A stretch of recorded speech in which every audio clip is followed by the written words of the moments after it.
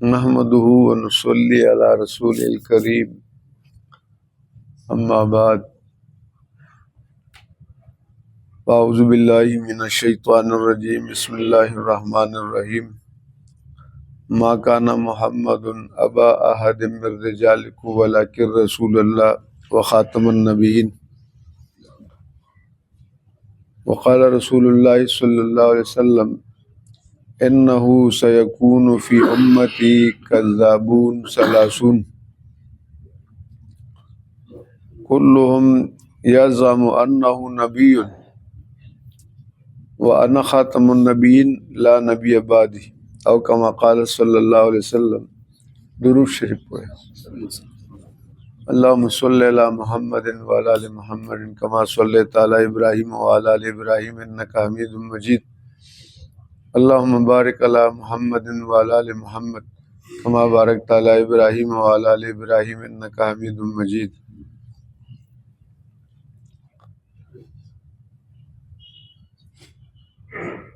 قرآن پاک اور جناب رسول اللہ صلی اللہ علیہ وسلم کے احادیث مبارکہ سے یہ بات ثابت ہے کہ کوئی بھی شخص اگر نبوت کا دعویٰ کرے گا تو وہ کافر اور دجال ہے۔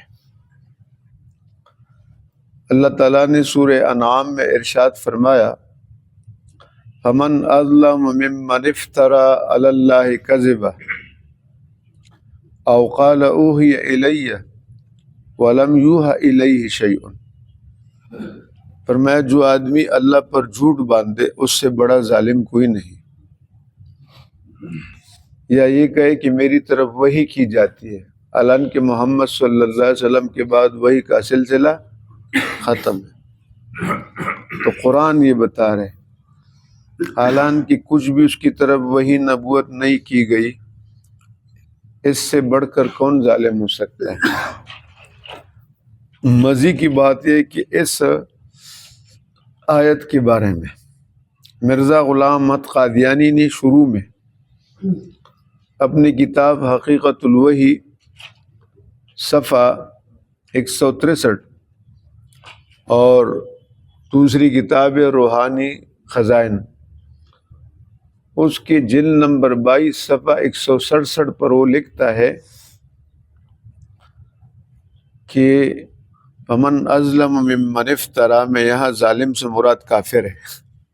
خود کہہ رہے مرزا غلام احمد قادیانی کہ جو کوئی بھی نبوت کا دعویٰ کرے گا تو کیا ہوگا؟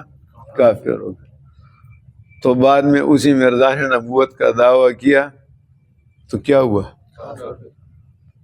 الجا ہے پاؤں یار کا زلفی دراز میں، الجا ہے پاؤں یار کا زلفی دراز میں، لو آپ اپنے دام میں صیاد آ گیا۔ صیاد شکاری کو کہتے ہیں، خود پنس گیا۔ اس نے کتابوں میں لکھا ہے، بلکہ اس نے 4 وجوہ کفر لکھے ہیں۔ ایک یہ کہ جو آدمی نبوت کا دعویٰ کرے حضور کے بعد وہ کافر۔ دوسرا یہ لکھا ہے کہ جو رسول اللہ صلی اللہ علیہ وسلم کے ختم نبوت کا انکار کرے تو وہ کافر۔ تیسرا اس نے یہ لکھا ہے کہ انبیاء علیہ السلام کی کوئی گستاخی کرے تو وہ بھی کافر۔ اس بدماش نے سارے نبیوں کی شان میں گستاخی کی ہے، اللہ کی شان میں کی ہے، نوح علیہ السلام کی شان میں کی ہے، یوسف علیہ السلام کی شان میں کی ہے، عیسیٰ علیہ السلام کی شان میں کی ہے۔ عیسیٰ علیہ السلام کی شان میں تو اس نے بہت گستاخیاں کی، اور ہمارے حضرت صلی اللہ علیہ وسلم کی شان۔ اور چوتھی بات اس نے یہ لکھی ہے کہ تکفیر اہل اسلام، اگر مسلمانوں کا کوئی آدمی تکفیر کرے تو وہ بھی کافر ہو جاتا ہے۔ تو یہاں اس نے خود لکھا ہے۔ حدیث پاک ہے ابو داؤد شریف کی جلد 2 صفحہ 127 پر حضرت ثوبان رضی اللہ تعالیٰ عنہ کی روایت ہے، رسول اللہ صلی اللہ علیہ وسلم نے فرمایا انہ سیکون فی امتی کذابون ثلاثون۔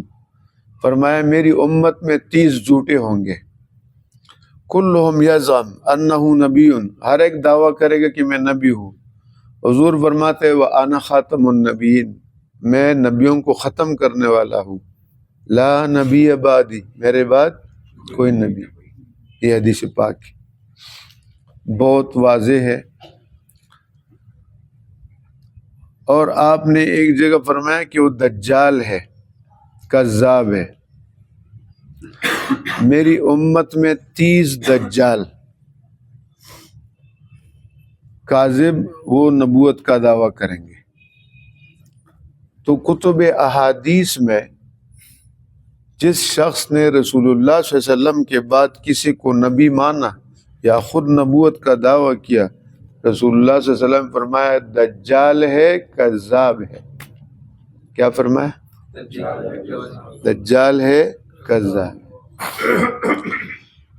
پورے اہل اسلام کی 1300-1400 سال تاریخ دیکھے تو پورے امت مسلمہ کا اس پر اجماع ہے کہ حضور کے بعد کوئی نیا نبی نہیں آئے گا، نہ شریعت، نہ کتاب، نہ کلمہ۔ جو بھی ایسا دعویٰ کرے گا اس نے ضروریات اسلام سے انکار کیا ہے۔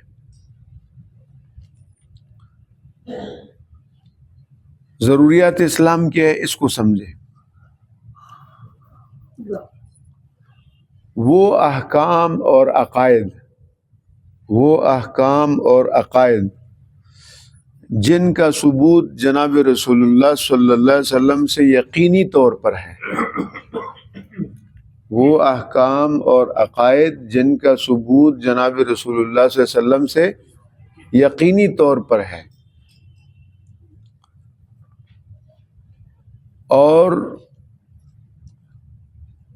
اللہ تعالیٰ کی طرف سے قطعاً حضور پر ان کا نازل ہونا تواتر سے ثابت ہے،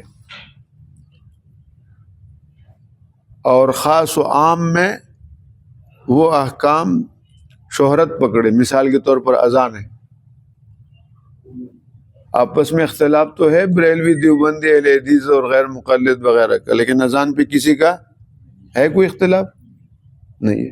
اذان یہ شاعر اسلام میں سے، یہ ضروریات دین میں سے۔ جماعت کی نماز ہے، قرآن بھی کہتے ہیں وَرْكَعُوا مَعَ الرَّاكِعِينَ، جھکنے والوں کے ساتھ جھکو، رکوع کرو۔ رمضان کے روزے ہے، ضروریات دین ہے۔ قربانی ہے، ضروریات دین ہے، شاعر اسلام ہے۔ حج ہے، شاعر اسلام ہے۔ عید الفطر ہے، شاعر اسلام ہے۔ عید الاضحیٰ ہے، شاعر اسلام ہے۔ نکاح ہے، شادی نکاح، شاعر اسلام ہے۔ ان کو ضروریات دین کہا جاتا ہے۔ تو بالاجماع پوری امت کا متفق علیہ فیصلہ ہے کہ کوئی بھی اگر ضروریات دین سے انکار کرے تو کافر ہو جائے گا۔ کیا ہو جائے گا؟ اچھا، پھر ایک اور بات، حضور پاک صلی اللہ علیہ وسلم فرمایا، حضرت ابو ہریرہ رضی اللہ عنہ کی روایت ہے، امرت ان اقاتل الناس حتى يشهدون ان لا الہ الا اللہ ویؤمنوا بی وبما جئت۔ مجھے حکم دیے اللہ تعالیٰ نے کہ میں لوگوں کے ساتھ اس وقت تک لڑوں جب تک وہ لا الہ الا اللہ نہ پڑھے، اللہ تعالیٰ کی وحدانیت کے اقرار نہ کرے، جب تک وہ مجھ پر ایمان لے آئے، اور بما جئت بھی، جب تک ان چیزوں پر ایمان نہ لائے جو میں لے کر آیا ہوں۔ حضور پاک صلی اللہ علیہ وسلم فرماتے حضور کیا لے کر آئے؟ قرآن کے 114 سورتیں، 6666 آیت۔ حضور کیا لے کر آئے؟ آپ کی جملہ احادیث مبارکہ، قرآن و سنت جن کو کہا جاتا ہے، یہ حضور لے کر آئے۔ فرمایا جب تک آدمی اس کو نہ مانے وہ اسلام میں داخل نہیں ہوگا۔ پھر اللہ نے قرآن میں ارشاد فرمایا، اور یہ سورہ نساء کی آیت ہے، فَلَا وَرَبِّكَ لَا يُؤْمِنُونَ حَتَّى يُحَكِّمُوكَ فِي مَا شَجَرَ بَيْنَهُمْ ثُمَّ لَا يَجِدُوا فِي أَنفُسِهِمْ حَرَجًا مِّمَّا قَضَيْتَ وَيُسَلِّمُوا تَسْلِيمًا۔ اللہ فرماتے ہیں تیرے پروردگار کی قسم، یعنی اللہ قسم کہہ رہے ہیں، تیرے پروردگار کی قسم، یہ اس وقت تک مسلمان نہیں ہو سکتے جب تک آپ کو حکم تسلیم نہ کرے، اللہ کے نبی کو حکم، اور اللہ کے نبی نے قرآن اور حدیث لایا اور ہمیں بتایا کہ میں اللہ کا آخری نبی ہوں۔ ٹھیک ہو گیا؟ قرآن کی 100 آیات اور رسول اللہ صلی اللہ علیہ وسلم کے 210 احادیث سے یہ عقیدہ ثابت ہے، اور پورے اجماع امت۔ قرآن کہہ رہے جب تک آپ کو حکم تسلیم نہ کرے اور آپ جو فیصلہ کرے اس کو دل و جان سے جب تک قبول نہ کرے، ایک حکم تسلیم کرنا رسول اللہ کو، اور اس کے بعد کیا ہے حضور کے فرمان کو کیا کرنا، دل و جان سے قبول کرنا۔ فرمایا یہ دو باتیں جب تک یہ نہ کرے تو یہ ایمان والے نہیں ہو سکتے۔ تو لہٰذا یہ عقیدہ بڑا واضح ہے کہ اللہ تعالیٰ نے جناب رسول اللہ صلی اللہ علیہ وسلم کو آخری نبی بنا کر بھیجا، اور آپ پر ختم نبوت، آپ پر نبوت مکمل ہوئی۔ تو لہٰذا اس کے علاوہ کوئی آدمی کوئی نیا عقیدہ لے کر آئے، کسی اور کو نبی مانے گا، وہ کافر ہو جائے گا، اسلام سے خارج ہوگا۔ ایک بات آخری، عیسیٰ علیہ السلام آئیں گے، ان پر ہمارا ایمان ہے اس بات پر، چونکہ ہمارے نبی نے کہا، تو یہ نبی کے کہنے پر ایمان ہے۔ بولے ایمان کس پر ہوا؟ ہمارے نبی کی، کہ عیسیٰ علیہ السلام آئیں گے۔ ٹھیک ہو گیا؟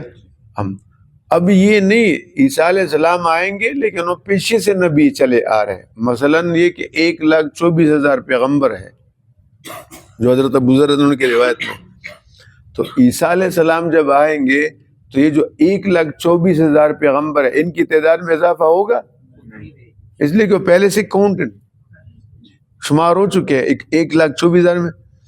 نیا جو جیسے قادیانی نے دعویٰ کیا، اس وقت مسلمہ کذاب نے کیا، اسود عنسی نے، ان کے دعوے سے نیا اضافہ ہوگا۔ سمجھ گئے بات؟ اس لیے ہمارے نبی نے ان کے بارے میں بتایا کہ وہ تو علامت ہے قیامت کی، وہ آئیں گے، اذان میرے نبی کا دیں گے، کلمہ میرے نبی کا پڑھیں گے، درس میرے نبی کے قرآن کا دیں گے۔ ٹھیک ہو گیا؟